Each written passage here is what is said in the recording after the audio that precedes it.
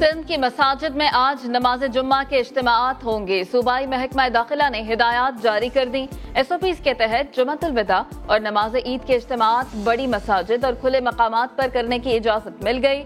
آج کاروبار بھی کھلا رہے گا۔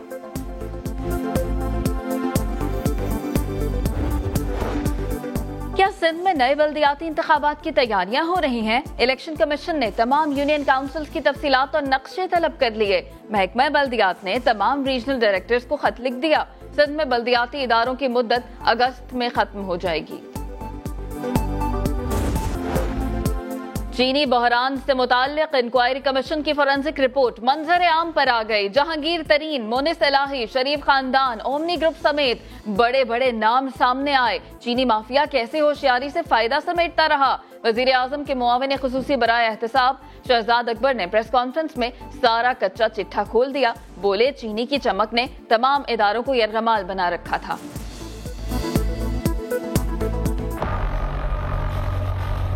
اس رپورٹ کے اندر واضح لکھ دیا گیا ہے، انسٹیٹیوشنل کیپچر ہے، اداروں کو پوری طریقے سے یرغمال بنا لیا گیا ہے۔ اب اس کی ریفارمز کے لیے بہت ہنگامی بنیاد پہ کام ہوگا اور عید کے فوراً بعد یہ پوری ریکمنڈیشنز پرائم منسٹر کے سامنے جائیں گی کہ کس ادارے نے کس طرح سے اپنے سمت کو درست کرنا ہے۔ کیا وسیم اکرم پلس مائنس ہونے والے ہیں؟ کمیشن کی رپورٹ کے سنسنی خیز انکشافات نے وزیر اعلیٰ پنجاب کی کرسی کو ہلا دیا۔ عثمان بزدار نے کمیشن سے کہا سبسڈی کی اجازت 29 دسمبر کے کابینہ اجلاس میں دی گئی۔ دستاویزات کے مطابق تو سبسڈی کی اجازت 6 دسمبر کو دی جا چکی تھی۔ کمیشن کے سوال پر بزدار میٹنگ ہی بھول گئے۔ کمیشن کے مطابق پنجاب حکومت سبسڈی کا فیصلہ 6 دسمبر کو وفاق کا فیصلہ موصول ہونے سے پہلے کر چکی تھی۔ بغیر کسی حساب کتاب کے پرانے ریٹس کے مطابق سبسڈی دینے کا فیصلہ کیا گیا۔ کسی مافیا کو نہیں چھوڑوں گا، کوئی میرے کتنا ہی قریب ہو معافی نہیں ملے گی۔ وزیر اعظم کا دو ٹوک پیغام۔ کہا جانتا ہوں مافیا بہت مضبوط ہے مگر فیصلہ قانون کے مطابق اور تمام مافیاز کو بے نقاب کروں گا۔ وفاقی کابینہ کے اجلاس میں عمران خان کی شوگر انکوائری کمیشن کے سربراہ واجد ضیاء کو اچھی رپورٹ بنانے پر شاباش۔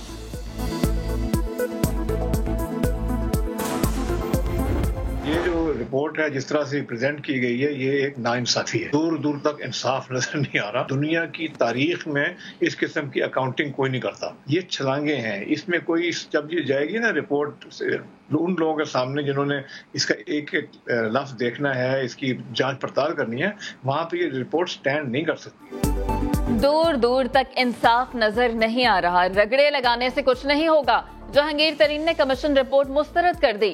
کہا رپورٹ نااہل لوگوں نے بنائی، یہ الزامات کا پلندہ ہے۔ تحریک انصاف کا حصہ تھا اور اب بھی ہوں۔ پارٹی کے لیے میری سب سے بڑی قربانی پاناما کیس میں نااہلی تھی۔ نواز شریف کے خلاف فیصلے کو بیلنس کرنے کے لیے مجھے نااہل قرار دیا گیا تھا۔ کمیشن صرف وزیر اعظم اور کابینہ کے غلط فیصلوں کو کلین چٹ دینے کے لیے بنایا گیا تھا۔ لیگی رہنما محمد زبیر کا رد عمل۔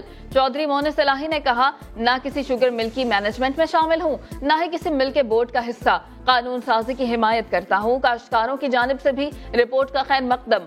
آباد گار بورڈ کے وائس چیئرمین محمود نواز شاہ کہتے ہیں کہ چینی کے کاروبار پر چند خاندانوں کی اجارہ داری ختم ہونی چاہیے۔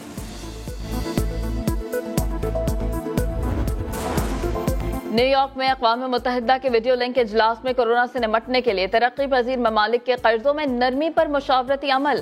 صدر general assembly, IMF، world bank اور اقوام متحدہ کے عہدیداران کی شرکت۔ شرکاء کو مستقل مندوب منیر اکرم نے وزیر خارجہ کا خصوصی پیغام سنایا۔ ڈپٹی سیکرٹری جنرل آمنہ محمد نے کہا کہ قرضوں میں نرمی کا مطالبہ مشکل وقت میں ناگزیر ہے۔ پاکستان کے مطالبے کو کئی ممالک کی حمایت حاصل ہے۔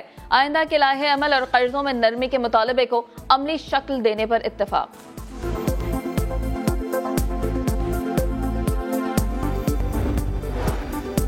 سی پیک پر سبکدوش امریکی نائب وزیر خارجہ ایلس ویلز کا غیر ذمہ دارانہ بیان چینی سفارت خانے نے مسترد کر دیا۔ ترجمان کا کہنا ہے کہ بے بنیاد بیان کے ذریعے پاک چین تعلقات کو نقصان پہنچانے کی مذموم کوشش کی گئی۔ سی پیک کا قرضہ مجموعی پاکستانی بیرونی قرضے کا صرف 5% ہے، جس کی واپسی کے لیے چین نے کبھی مطالبہ نہیں کیا۔ میرے اوپر الزام ہے کہ میں سیاست کرتا ہوں۔ میں بالکل سیاست کرتا ہوں، میں لوگوں کی جان بچانے کے لیے سیاست جاری آئی نا رپورٹس کی جو انہوں نے نمبرز کے ساتھ فجنگ کی ہے, اکنامک رپورٹنگ ہوئی ہے,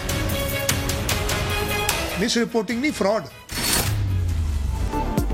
وزیر اعلیٰ سندھ کی وفاقی حکومت پر تنقید. پریس کانفرنس میں کہا وہ لوگوں کی جان بچانے کے لیے سیاست کرتے ہیں. ملک میں سب کچھ کھول دیا گیا. اثرات 14 روز کے بعد سامنے آئیں گے. معاشی عدم استحکام کورونا نہیں وفاق کی نااہلی سے آیا. عوام سے عید سادگی سے منانے کی اپیل کر دی.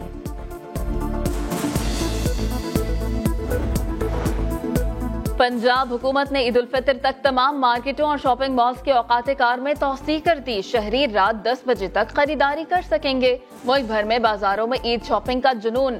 SOPs کی دھجیاں اڑا دی گئیں.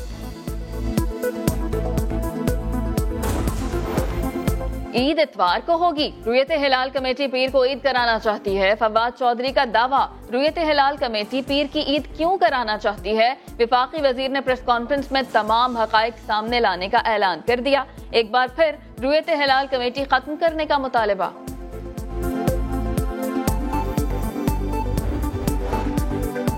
امریکہ میں پھنسے پاکستانیوں کو وطن واپس لانے کا مشن. PIA کی چوتھی خصوصی پرواز 250 مسافروں کو لے کر نیو جرسی سے لاہور کے لیے روانہ. قونصل جنرل عائشہ علی نے new York airport new Jersey سے مسافروں کو رخصت کیا.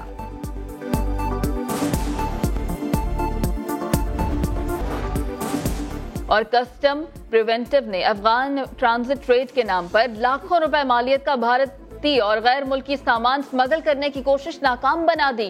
کراچی سٹی ریلوے اسٹیشن پر کارروائی کے دوران لاہور سے لایا جانے والا سمگل شدہ سامان پکڑا. تیل، شیمپو، مساج مشینیں اور باڈی اسپرے سمیت دیگر سامان برآمد.